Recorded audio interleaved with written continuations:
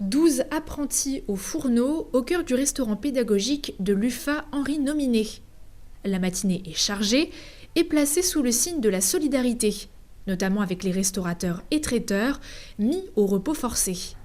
Pour retrouver un peu d'activité, parce que c'est vrai qu'en ce moment c'est relativement calme, et puis de voir aussi comment ils travaillent.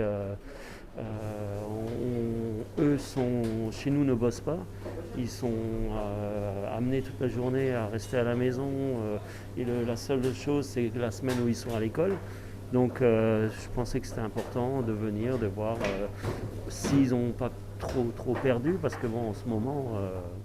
Mais c'était l'occasion de faire venir 6 chefs en même temps pour la transmission et l'apprentissage. Parce que les établissements étant fermés ou en activité réduite, les employeurs avaient l'opportunité de venir au CFA rencontrer les jeunes. Et en second lieu, c'est pour favoriser aussi la relation entre les apprentis et les employeurs. Parce qu'il faut bien qu'on fasse travailler nos apprentis aussi. Les CFA restent ouverts, donc on se doit de les faire travailler. Et c'est bien l'objectif, profiter de leur présence pour améliorer les techniques et savoir-faire. En salle comme en cuisine, on met du cœur à l'ouvrage pour proposer de bons plats aux personnes démunies. Ça donne de l'expérience, ça fait toujours chaud au cœur de faire ça par solidarité. Et ça nous fait travailler malgré la période qu'on vit en ce moment, quoi. Ça permet déjà de travailler avec des professionnels qui nous montrent leurs techniques, ça diversifie les différentes techniques, chacun a sa façon de faire. Et puis travailler tous ensemble. Et le fait de partager des nouvelles saveurs à des gens qui n'ont peut-être pas l'occasion de pouvoir goûter par eux-mêmes, des choses qu'on cuisine forcément pas à la maison, ou donner du plaisir aux gens. Alors on coupe, on cuit, on dresse les assiettes, seul ou en équipe. L'occasion aussi de rappeler que la cuisine est faite pour être partagée. Je pense que oui, surtout avec ce qu'on connaît actuellement. Et je pense qu'au niveau de la cuisine, on a énormément finalement à partager. Comme vous le voyez, je veux dire, au niveau des jeunes qui sont là, je veux dire, ça permet aussi de poursuivre un tout petit peu leur activité au CFA. Et je pense que c'est une belle initiative que celle qui a été faite aujourd'hui. Et les bénéficiaires de ce dispositif solidaire vont se régaler. Avec au menu, ravioles aux champignons, blanquette de veau à l'ancienne et son risotto crémeux, et ananas rôti et caramel beurre salé.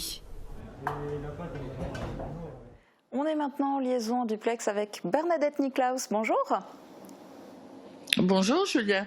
Alors on l'a vu dans le reportage aujourd'hui, 20 personnes vont bénéficier de ce menu confectionné par les apprentis.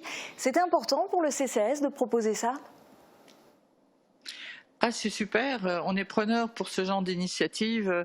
On a beaucoup de personnes qui souffrent de la solitude et qui n'ont pas envie de se cuisiner quelque chose et qui sont très heureux d'avoir ce repas. Ceci dit, on imagine que le nombre de personnes en difficulté est malheureusement évidemment beaucoup plus grand. Quel est l'état des lieux à Sarreguemines ? L'état des lieux, on a une liste de personnes vulnérables, on ne peut pas trop, je dirais, se plaindre par rapport au premier confinement. On a un rythme de croisière qui est normal et on traite les cas le jour et voilà. Je pourrais pas vous dire le nombre exact. Je me lancerai pas dans ce genre de réponse. La période aussi est particulière. Il y a eu bien sûr les confinements, mais il y a aussi maintenant les fêtes de fin d'année qui approchent. Est-ce que d'autres initiatives sont prévues d'ici la fin de l'année ? Alors, les fêtes de fin d'année, justement, ça concerne les seniors, puisqu'on a toujours tenu à faire un repas, à avoir des moments conviviaux avec les personnes âgées. Et donc là, cette année, malheureusement, on ne pourra pas faire notre repas. On a décidé de faire un petit colis gourmand pour toutes les personnes. Colis gourmand avec des produits locaux en général. Et donc, je vous dis pas, le CCAS qui est en première ligne, ce sont des petits lutins du Père Noël qui bossent tous les jours pour les inscriptions des colis, pour des lettres de soutien aux personnes âgées, après on va avoir les colis pour la distribution des colis, donc on a pas mal de boulot là en ce moment. Oui. Beaucoup de boulot, mais vous prenez soin d'eux. Eh bien bravo et merci d'avoir répondu en direct sur Mosaïque Cristal.